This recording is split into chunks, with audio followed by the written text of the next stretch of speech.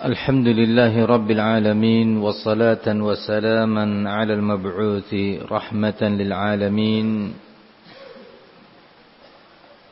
نبينا محمد وعلى آله وأصحابه أجمعين أما بعد.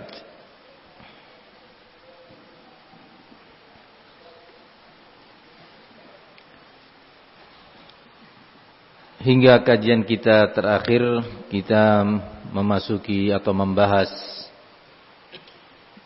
maksud dan tujuan Al-Hajr yang ketiga. Bahwasanya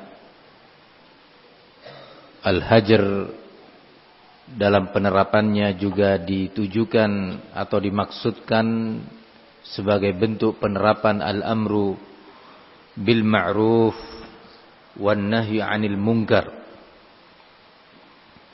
Sehingga ketika seseorang menerapkan al-hajr, salah satu keyakinan yang ada di dalam qalbunya adalah ini adalah tugas al-amru bil ma'ruf wan nahyi 'anil munkar.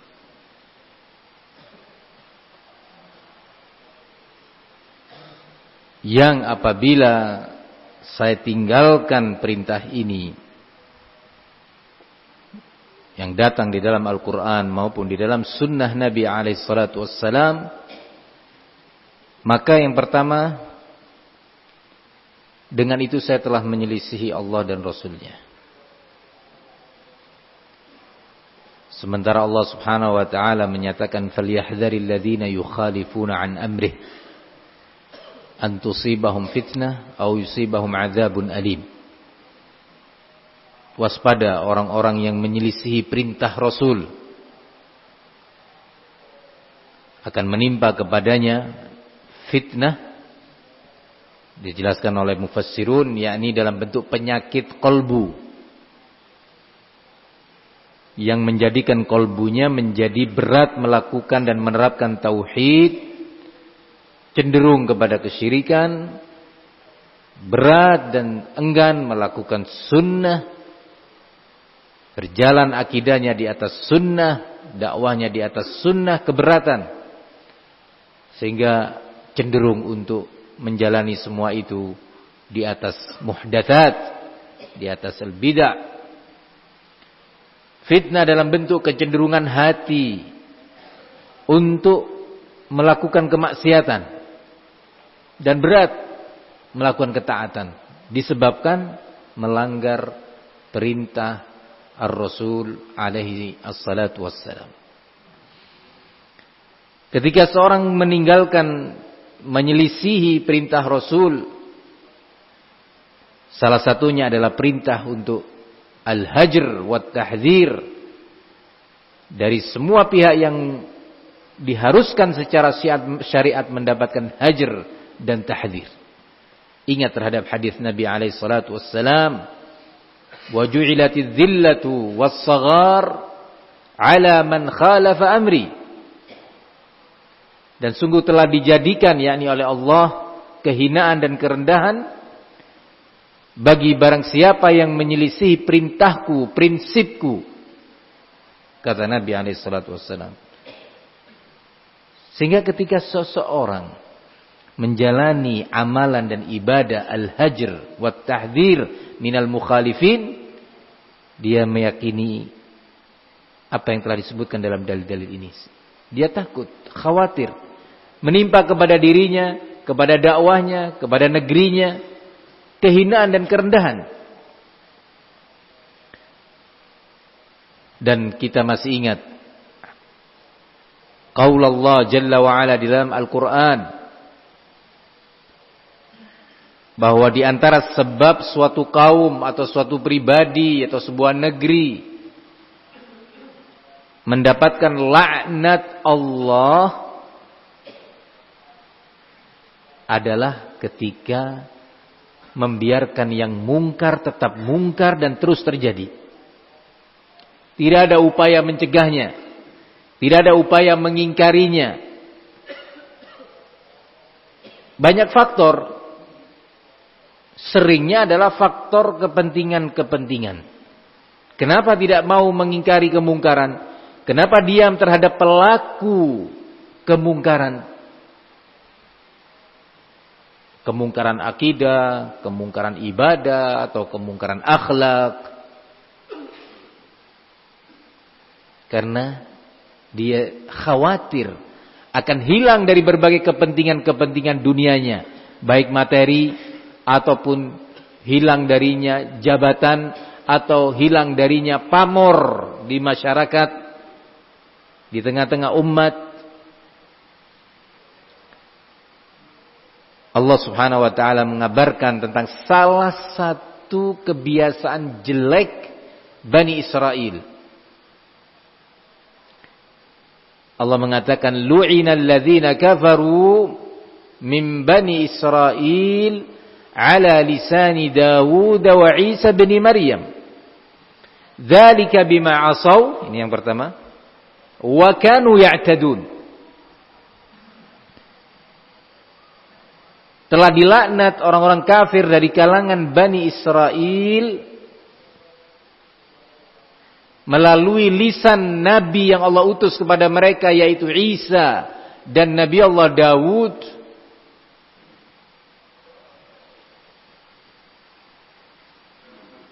Disebabkan kemaksiatan-kemaksiatan yang mereka lakukan dan al-i'tida, sikap-sikap melampaui batas.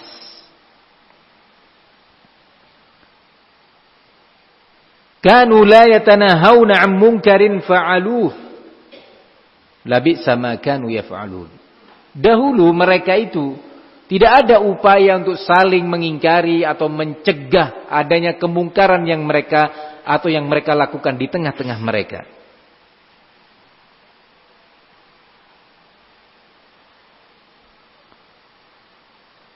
Sungguh sangat jelek perbuatan mereka itu, kata Allah.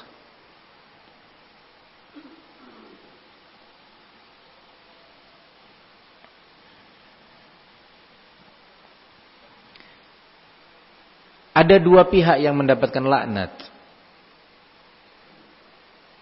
yang disebutkan dalam ayat ini. Yang pertama, para pelaku kemaksiatan. Kemaksiatan itu macam-macam. Ada kemaksiatan syahwat, ada kemaksiatan syubhat. Merubah-rubah dalil-dalil, menambah-nambah aturan agama, mengurang-ngurangi syariat yang Allah turunkan kepada mereka melalui para nabi yang Allah utus. Ini semua kemungkaran. Jenis yang kedua adalah para ulama Bani Israel. Ulama Bani Israel. Baik dari kalangan Yahud maupun dari kalangan Nasara. Ulamanya apa? Mendiamkan kemungkaran-kemungkaran yang dilakukan oleh kaumnya, oleh umatnya. Karena umatnya banyak konglomerat. Umatnya banyak para donatur. Umatnya adalah orang-orang yang memiliki jabatan-jabatan. Sehingga para ulamanya terdiam. Lagi-lagi kepentingan duniawi. Jenis yang kedua ini juga bagian daripada yang mendapatkan laknat tersebut. Bahkan disebutkan oleh a'immah, yang kedua ini lebih parah. Para ulamanya yang diam terhadap kemungkaran, nggak ada tahdzir, nggak ada hajar terhadap para pelakunya, tidak ada nasihat, tidak ada upaya untuk menyelamatkan yang lainnya yang belum melakukan dari perbuatan-perbuatan itu. Sehingga kemaksiatan itu semakin tersebar dan dianggap legal oleh umat. Dianggap benar-benar saja, boleh-boleh saja dilakukan. Kenapa? Karena ulama kita diam, nggak ada masalah. Itu para ulama-ulama yang bertakwa itu nggak ada masalah, kok kamu yang mengingkari?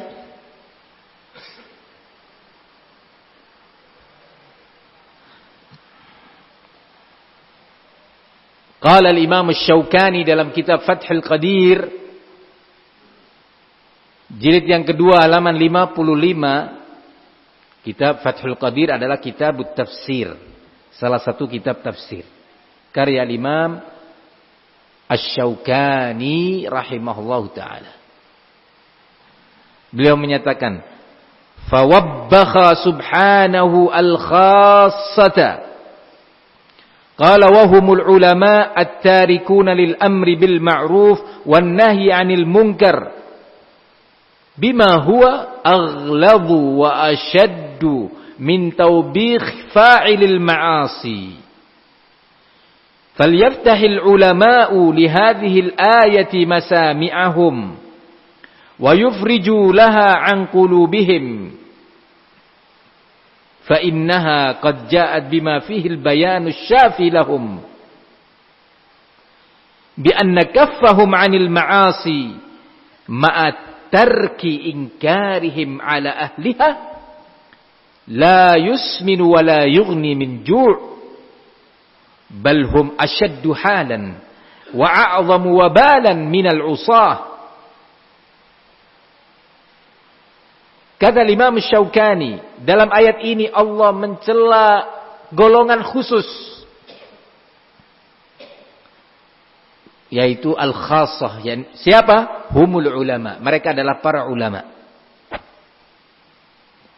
At-tarikuna lil amri bil ma'ruf wan nahyi 'anil munkar, yang sengaja meninggalkan tugas amanat amar ma'ruf nahi munkar.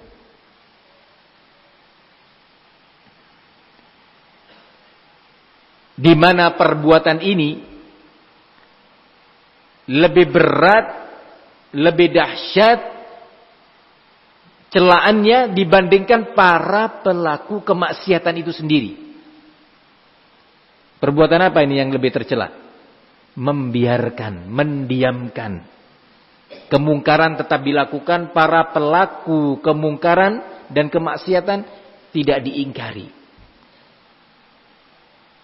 Ini lebih berat, kata Imam Syaukani. Falyaftahil ulama li hadhil ayah masami'ahum. Hendaknya para ulama itu benar-benar membuka pendengaran mereka, telinga-telinga mereka untuk mendengarkan baik-baik ayat ini. Dan benar-benar membuka pintu hatinya untuk menerima keterangan yang menyembuhkan ini.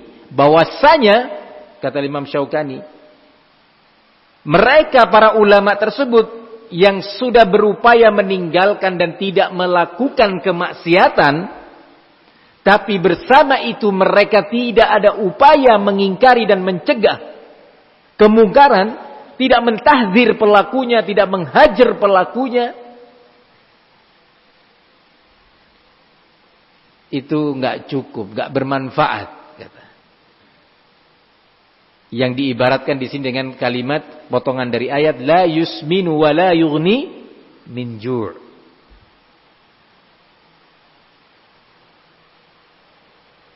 Barakallahu fikum.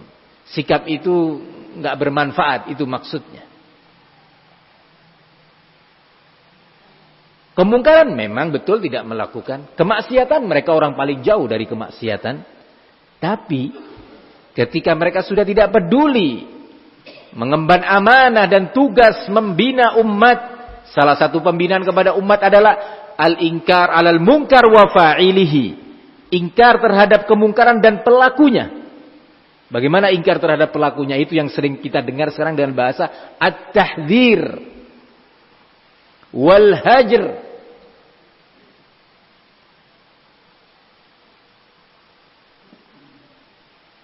Bahkan kata Imam Syaukani, mereka ini yang sudah berposisi sebagai ulama, orang-orang yang berilmu, dalam kondisi seperti itu lebih jelek kondisinya dibandingkan para pelaku kemaksiatan itu sendiri. Farahimallahu aliman qama bima aujabahu Allah alaihi min faridatil amri bil ma'ruf wan nahyi 'anil munkar. Sungguh Allah telah merahmati seorang yang berilmu, seorang alim yang benar-benar mengemban tugas yang Allah wajibkan dalam bentuk tugas amar ma'ruf nahi munkar. Fahuwa a'zamu ma iftaradahu Allahu alaih. Tugas amar ma'ruf nahi mungkar ini, kata Imam Syaukani, adalah tugas terbesar yang Allah bebankan kepada para ulama.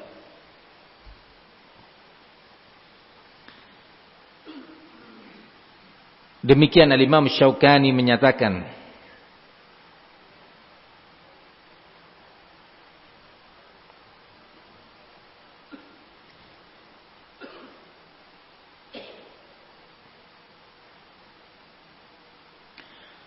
qala Imam Muhammad bin Yahya Az-Zuhli, sami'tu Yahya ibn Ma'in yaqul, Muhammad bin Yahya Az-Zuhli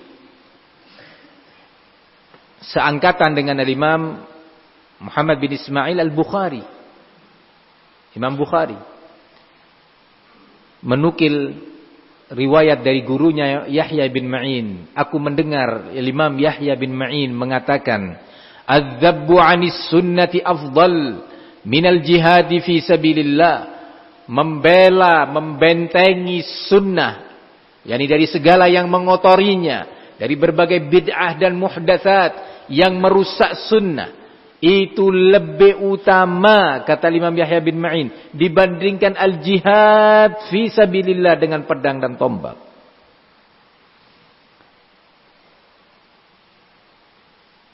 Kalau yang mengatakan ini murni dari kita, mungkin masih pantas kita dituduh orang yang enggak punya semangat jihad. Karena memang kita enggak pernah rasanya ikut jihad di medan tempur.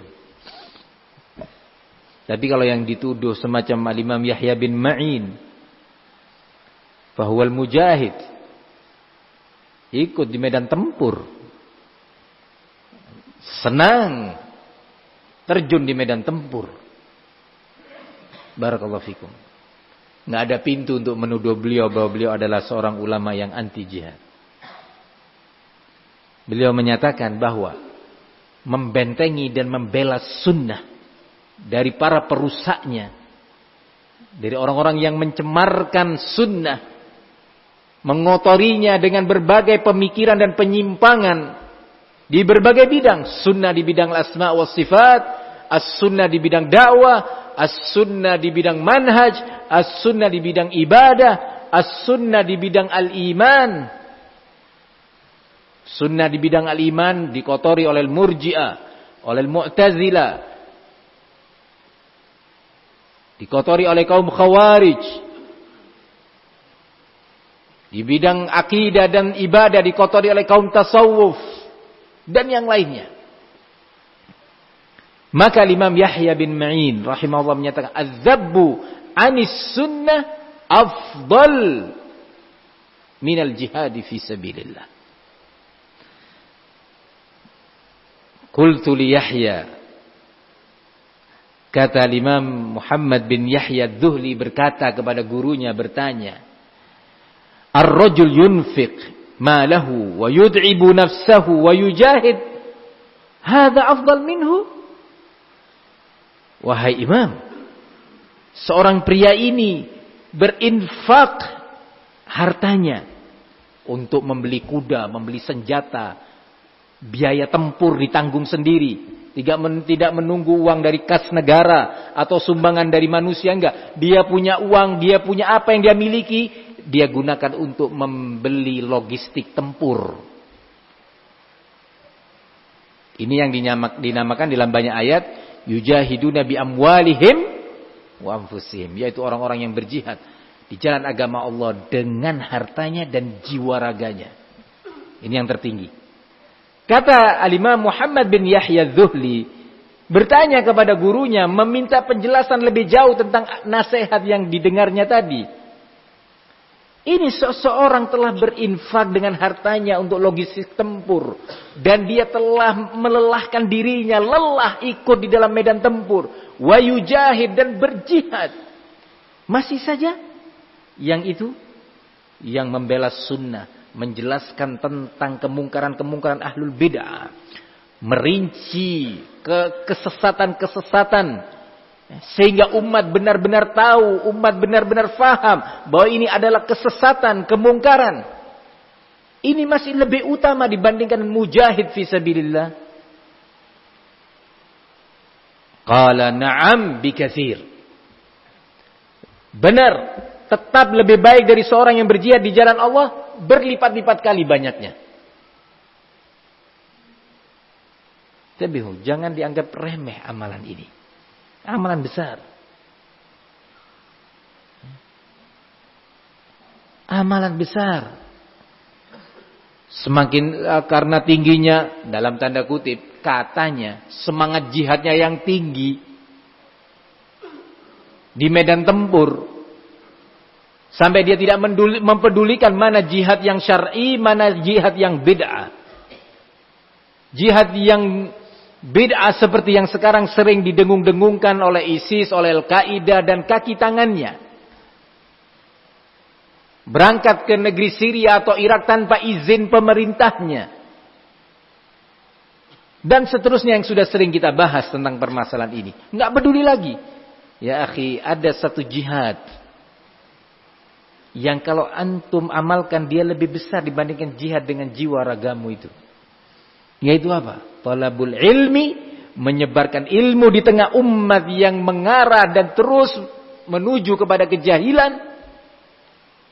Dan mendakwahkan ilmu at-tauhid was sunnah wal akhlak di tengah-tengah umat sedang berlomba-lomba menerima dan menyambut berbagai bid'ah di berbagai bidang. Bid'ah liberal, pluralisme, bid'ahnya teroris khawarij, bid'ahnya syiah, al-qadariyah yang sekarang berada di tengah umat. Itu lebih tinggi derajatnya dibandingkan jihad fisabilillah bisayfi wassinan dengan pedang dan tombak. Jalanin jihad ini. Justru kata para ulama, yang ini lebih berat. Karena kalau di medan tempur dengan pedang dan tombak, urusannya imam menang atau mati, selesai. Tapi kalau ini panjang, syubhat demi syubhat, celaan demi celaan, ya, dari banyak pihak. Penggembosan demi penggembosan. Dan panjang waktunya. Panjang waktunya. Tidak bisa. Kalau jihad dengan pedang dan tombak bisa dilakukan oleh hampir semua orang. Yang berilmu ataupun yang jahil. Selama dia punya fisik yang kuat untuk di medan tempur, bisa ikut. Di medan tempur tidak ketahuan mana yang ulama, mana yang tidak. Tapi di medan tempur yang ini, nasrul ilm, waraddul batil, wa kashfu syubuhat ahli inhiraf, nggak bisa melakukannya kecuali orang yang berilmu. Maka ini jihadnya orang-orang khusus. Ikhwani fid din, azzani Allah wa iyyakum.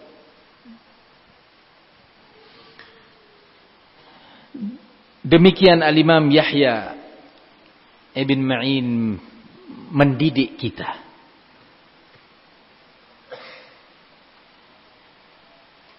Dan semalam sudah kita baca pernyataan Al-Imam Abu Bakar Al-Humaidi rahimahullah sebagaimana disebutkan di dalam biografi beliau dalam kitab Siyar A'lamun Nubala. Kemudian kita membaca malam ini juga pernyataan Syekhul Islam Ibnu Taimiyah. Qala wa hakadha as-sunnatu fi muqaranati adh-dhalimin waz-zunah wa ahli al-bid'ah wal fujur wa sa'iril ma'asi la yanbaghi li ahadin an yuqarinahum wa la yukhalitahum illa ala wajhin yaslam bihi min 'adzabillah wa aqallu dhalika an yakuna munkiran li dhulmihim. Demikian sunnah, prinsip-prinsip yang datang dari Rasul di dalam menyikapi orang-orang yang berbuat kezaliman atau para pelaku zina atau para ahli bid'ah dan para pelaku kejahatan serta berbagai bentuk kemaksiatan, yaitu apa sunnah yang didapatkan dari Nabi, prinsip dan ajaran yang diajarkan kepada kita oleh Nabi. Qala la yanbaghi li ahad, tidak pantas bagi seorang pun ayyuqarinahum wala yukhalitahum, untuk berkawan dan bercampur baur dengan pelaku kemungkaran yang tadi telah disebutkan tadi. Illa ala wajhin yaslam min adzabillah, yaitu kecuali percampuran dengan mereka dalam bentuk yang menyelamatkan dia dari azab Allah. Maksudnya apa? Qala wa aqallu dzalika ayyakuna munkiran lidzulmihi. Minimalnya dalam bentuk mengingkari kezaliman dan kemaksiatan yang mereka lakukan. Berarti dari sini ada satu kesimpulan yang bisa kita ambil, bahwa upaya penerapan al-hajr dan tahdzir adalah dalam rangka amar ma'ruf nahi mungkar, dalam rangka menyelamatkan diri kita dari kehinaan dan dari fitnah, yang apabila kita tidak mengingkarinya, dengan itu kita telah meninggalkan tugas amar ma'ruf nahi mungkar, dan dengan itu kita telah menyelisihi perintah Nabi yang ancamannya adalah jatuhnya dan masuknya fitnah ke dalam hati kita. Nah, kalau hati kita bersih, hati kita putih, dengan mudah dan cepat mengetahui bahwa fitnah telah masuk. Tidak nyaman dia. Ada apa ini? Tapi repotnya kalau hati kita jenis hati yang dipenuhi dan dikotori oleh kemaksiatan, sehingga fitnah itu masuk menggerogotinya dalam keadaan kita nggak sadar, dalam keadaan kita santai, nggak merasa bahwa fitnah sudah masuk ke dalam kolbunya. Barakallahu fikum. Ini yang berbahaya. Qala rahimahullah, faman azhara al-munkar wajib al-inkaru alaih wa an yuhjar wa yudhamm ala dzalika. Barang siapa yang menampakkan secara terang-terangan kemungkaran, didengar, dilihat oleh orang, dipromosikan bahkan kemungkaran tersebut, dia kemas kemungkaran itu dengan kemasan dan cover yang orang tertipu menganggapnya sebagai kebenaran, maka kata beliau, wajib al-inkar alaih, wajib untuk diingkari, wa ayyuhjar, dan untuk diboikot, dihajar, wa yudham ala dzalik, dan dicela di atas perbuatannya tersebut dengan berbagai bentuk lafaz celaan terhadap orang seperti ini, yang sesuai dengan kondisinya, sesuai dengan kenyataan dan faktanya. Yuqal fulan sayyi, fulan sahibu syarr, fulan mubtadi', fulan munharif. Itu makna yudham. Wa yuhjar, enggak boleh ada di majelisnya. Ada di majelisnya, ukhruj ya fulan. Atau ada di ma'hadnya, sementara dia pelaku kemungkaran, membawa syubhat yang membisikkan syubhat kepada lingkungan. Qul ukhruj ya fulan. Ini hajar. Wantabihu ya ayyuhat talaba min fulan. Hati-hati, waspada dari si fulan. Begitu Nabi kita mengajarkan alaihi salatu wassalam. Sebagaimana sudah kita pelajari dalil-dalil yang telah disebutkan. Demikian Allah Subhanahu wa taala memerintahkan dalam ayat-ayat yang sudah kita pelajari dalam bagian-bagian awal kajian kita. Antum bisa murajaah, antum bisa dengarkan kembali. Qala rahimahullah, man alqa jilbab al-haya'i fala ghibata lahu. Barang siapa yang sudah menyingkap jilbab sifat malunya, sudah enggak malu lagi, penutup dia yang semestinya itu adalah sifat malu, dia sudah lepaskan, maka tidak ada ghibah baginya. Silahkan dijelaskan kepada umat tentang kejahatan dan kejelekan orang ini. Sudah enggak malu lagi dia. Bi khilaf man kana mustatiran fi dzalika mustakhfiyan fa inna hadza yustar. Lakinnahu yunsah sirran wa yahjuruhu man arafa halahu hatta yatuba wa yudhkar awayadkuru amrahu ala wajhin nasiha. Beda dengan orang yang melakukan kemungkaran secara sembunyi-sembunyi antara dia dengan Allah, nggak terang-terangan, masih ada rasa malu. Orang yang seperti ini, kata Syekhul Islam, maka wajib untuk ditutupi aibnya. tidak disebarkan, tidak dibicarakan di majelis, tidak dibicarakan di media kalau di zaman kita. Tetapi tidak dibiarkan, kata Syekhul Islam, tetap dinasehati secara rahasia, secara tertutup. Wa yahjuruhu man arafa. Enggak lepas.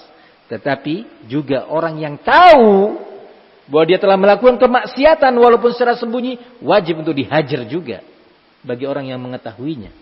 Bukan mengajak umat untuk menghajarnya, tapi setidaknya dia sampai dia benar-benar bertobat. Demikian. Hatta yatub, sampai benar-benar bertobat.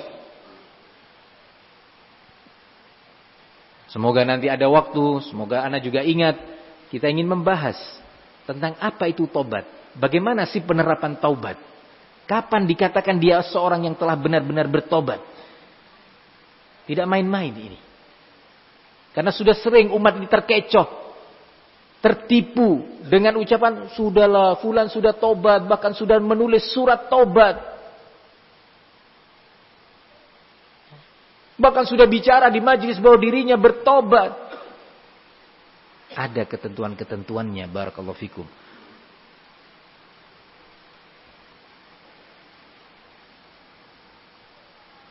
Kemudian Syekhul Islam masih mengatakan, "Fahadhil maqalat wa amsaluha min a'zamil batil wa qad nabbahna ala ba'd ma bihi yu'raf ma'naha wa annahu batilun wal wajibu inkaruha." Dan berbagai akidah serta pemikiran-pemikiran yang menyimpang ini yang ada, min a'zamil batil, bagian daripada kebatilan yang terbesar. Penyimpangan-penyimpangan yang ada sekarang ini. Ana lebih senang menyebutkan kepada antum penyimpangan yang masih dianggap oleh sebagian orang sebagai kebenaran. Sebagiannya sudah kita sebutkan. Nah, barakallahu fikum. Seperti manhaj al-muwazanah, seperti manhaj fiqhul waqi', seperti manhaj yang ditiupkan oleh Ibrahim Ar-Ruhaili dalam menyikapi bid'ah dan ahlul bid'ah, seperti manhaj Muhammad al-Imam wa Yahya al-Hajuri. Bagi yang belum pernah mendengarkan, belum pernah tahu tentang ini, butuh saatnya antum mempelajari. Karena yang berbicara tentang ini adalah a'immah, para ulama. Antum harus faham fitnah apa yang terjadi di zaman antum hidup, di zaman antum belajar, di zaman antum berdakwah.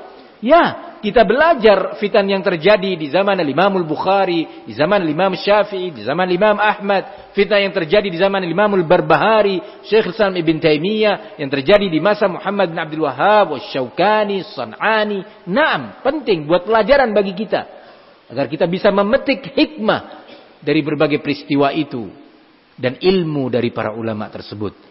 Tapi penting kita belajar, mengetahui dan mengenal fitan yang terjadi di saat kita belajar, di saat kita thalabul ilmi, di saat kita berdakwah. Dari mana kita mengenalnya? Dari para ulama al-mu'tabarin yang kita diperintahkan dalam ayat fas'alu ahla dzikri in kuntum la ta'lamun. Bertanyalah kalian kepada para ulama jika kalian tidak mengetahui hukum suatu permasalahan. Jika kalian tidak berilmu, tanya. Qala rahimahullah, dan telah kami ingatkan dan telah kami sebutkan beberapa perkara penting yang dengannya seseorang atau bisa dikenali kemungkaran dan penyimpangan-penyimpangan tersebut. Bahwasanya itu adalah suatu yang batil wal wajib ingkaruha. Yang wajib untuk dilakukan adalah pengingkaran terhadap kebatilan-kebatilan tersebut. Masya Allah, rajin mengajarkan Al-Wasitiyah, Lum'atul I'tiqad, At-Tahawiyah, dan berbagai kutub yang menjelaskan tentang al-asma was sifat dan berbagai kemungkaran serta bid'ah muhdatsat yang ada di bidang itu. Tapi subhanallah, Ketika mendapatin Asy'ari, Maturidi, dia santai aja. Mendapati orang-orang yang mentakwil sifat-sifat Allah, mentahrif sifat-sifat Allah, menentang sifat-sifat Allah, jadi kawan dalam dakwahnya. Jadi teman sekantor. Ya subhanallah, apa manfaat antum mengajarkan itu? Teori begitu saja, tahu berbagai sifat, musbata manfiyah, sifat dzatiyah, fi'liyah, anna kulla ismin lillahi mutadammin lis-sifat. Terus setelah itu apa? Bas, sampai di sana. Nggak ada konsekuensinya. Ma yanfa'ukal ilm. Nggak bermanfaat ilmu itu bagi anda. Barakallahu fikum. Su'ila al-Imam Ats-Tsauri rahimahullah an rajul. Ditanya al-Imam Ats-Tsauri tentang seseorang, aqidatuhu 'ala sunnah wa ibadatuhu 'ala sunnah. Bagaimana orang ini menurut penilaianmu wahai imam? Dia bertanya, dengan siapa dia berkawan? Dalam kesehariannya dengan siapa? Ya, kata si penanya, dia berkawan dengan penganut qadari, ingkar qadar, minal qadariyah. Qala idzan huwa qadari. Kalau gitu dia juga bagian daripada qadariyah. Perkawanan. Ikhwani fid din, qala fa inna inkar hadzal munkar as-sari fi katsirin minal muslimin aula min inkar dinil yahudi wan nasara alladhi la yadhillu bihil muslimun la siyama wa aqwalu haula syarrun min aqwalil yahud wan nasara. Kata beliau Syekhul Islam Ibn Taimiyah, jangan sembarangan, ini penting ini. Ingat, Syekhul Islam itu salah satu karyanya adalah bantahan terhadap kaum Nasara. Al-Jawabus Sahih liman baddala dinal Masih. Itu salah satu karyanya. Jawaban yang benar terhadap orang-orang yang merubah-rubah agama Al-Masih, yaitu agama Isa bin Maryam. Syekhul Islam punya karya khusus tentang itu. Nah, punya bantahan terhadap al-Yahud, Syekhul Islam Ibn Taimiyah. Tapi bersama itu apa kata beliau? Dan sesungguhnya pengingkaran terhadap kemungkaran dalam bidang akidah yang menisbatkan dirinya ke dalam Islam, pengingkaran terhadap berbagai pemikiran sesat yang beredar di tengah-tengah muslimin, yang dimunculkan oleh ahlul bid'ah, itu lebih utama, lebih wajib dibandingkan ingkar terhadap agama al-Yahud wan Nasara. Di mana kata Syekhul Islam, kemungkaran yang ada dalam agama Yahud dan Nasara, kaum muslimin sudah faham bahwa itu mungkar.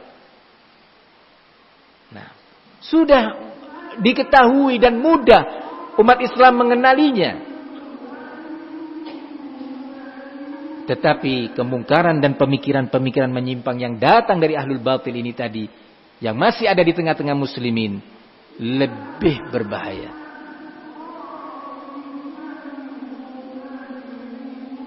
Berkata Imam Ibnul Qayyim rahimahullah dalam kitabnya As-Sawa'iq Al-Mursalah, jilid 1 halaman 301 hingga 302, qala fakashfu aurati haula wa bayanu fadaihihim wa fasadi qawaidihim min afdalil jihad fi sabilillah. Maka kata beliau setelah menyebutkan bid'ah-bid'ah, kemungkaran-kemungkaran kaum Mu'tazilah, beliau mengatakan kaum Mu'tazilah itu kaum rasionalis sekarang, ya, kaum liberal boleh dikata sekarang ini, arahnya ke situ. Aqlaniyun. Kata Al-Imam Ibnul Qayyim, maka membongkar kesesatan-kesesatan mereka dan menjelaskan kepada umat kemungkaran-kemungkaran dan kejelekan mereka serta kejelekan prinsip-prinsip dan kaedah-kaedah yang mereka buat, afdal min afdhalil jihad fi sabilillah. Termasuk jenis jihad di jalan agama Allah yang termulia.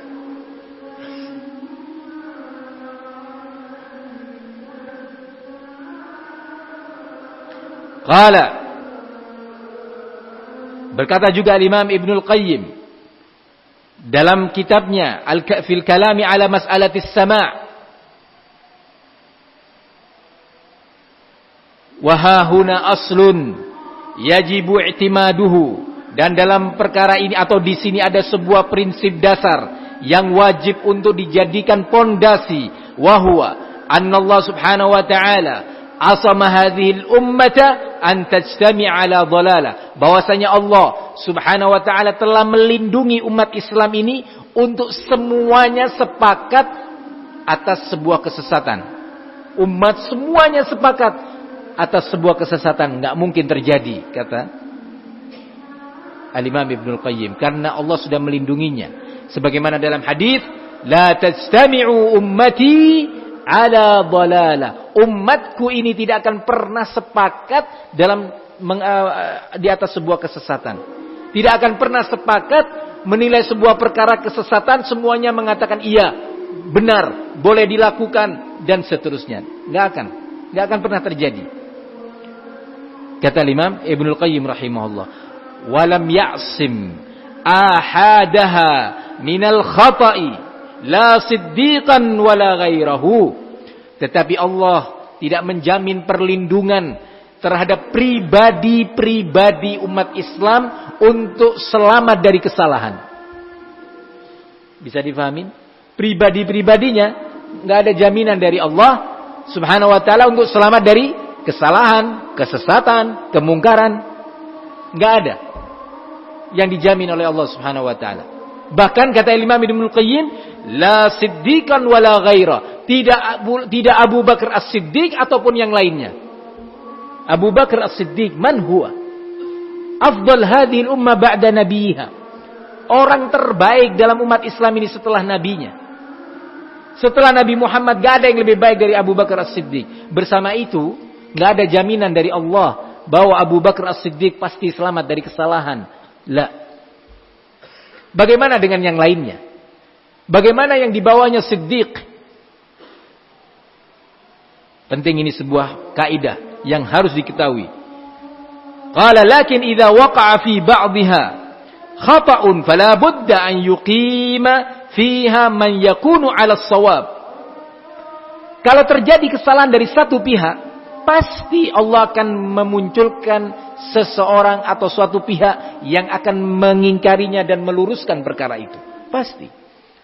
Jadi penting di hari-hari ini khususnya ya kawan, bahwa Ahlus Sunnah itu harus berjalan di atas dalil, di atas adillah wal barahin, bukti-bukti. Ketika berbicara, ketika mentahdzir dan seterusnya, harus berjalan di atas bukti. Kainam mangkan, siapapun dia, harus ada dalil, burhan.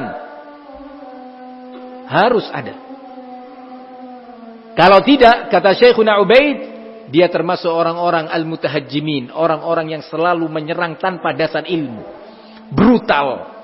La, tidak demikian. Siapapun dia, di saat seseorang itu salah, melakukan kesalahan, nggak pantas bagi kita. Gimana dikatakan dia salah sementara dia adalah orang yang ditazkiyah oleh Syekh Ibn Baz, orang yang ditazkiyah oleh Ibnu Utsaimin, orang yang ditazkiyah oleh Al-Albani, orang yang dipuji dan ditazkiyah oleh Syekh Rabi Furan. La abadan. Nggak ada yang terlindungi dari kesalahan dari umat ini, nggak ada. Kecuali Rasul alaihi salatu wassalam, al-ma'sum. Nah, intabi ya talabatul ilm. Jangan berjalan di atas logika dan perasaan, berjalanlah di atas ilmu. Fulan antum yakini salah, apa buktinya salah? Ini. Menyelisih dalil ini. Menyelisih fatwa ini. Hakadha. Jangan kemudian fulan telah melakukan kesalahan. Apa kesalahannya? Pokoknya salah. Apa?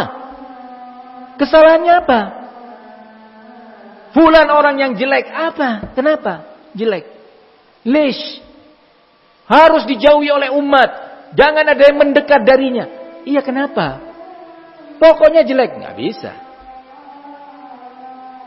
Kalamuka laisa wahyan.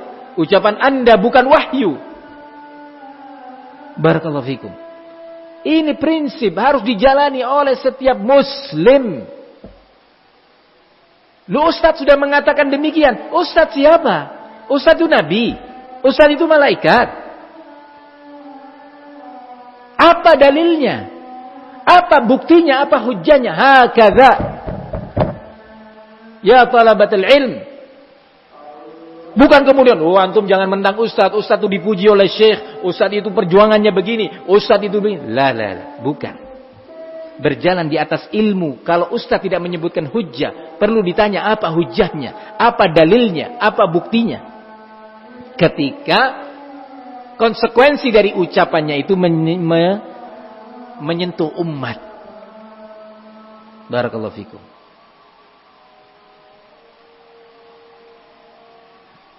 Kita lanjutkan insyaallah dalam pertemuan yang akan datang. Wassallallahu wasallam wa barak ala nabiyina Muhammad wa ala alihi washabihi wasallam. Walhamdulillahirabbil alamin.